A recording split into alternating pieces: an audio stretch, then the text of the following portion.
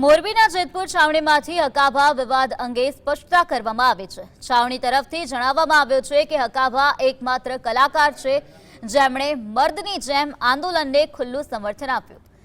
હકાભા માટે છાવણીના દરવાજા હંમેશા ખુલ્લા છે।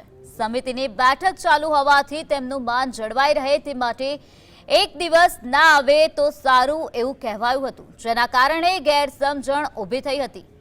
ઉપવાસી નિલેશ એરવાડિયાએ સમિતિ વતી હકાભા પાસે માફી માંગી છે અને હકીકતમાં હકાભા માટે છાવણી હંમેશા ખુલ્લી જ રહેશે એમ સ્પષ્ટ કર્યું છે।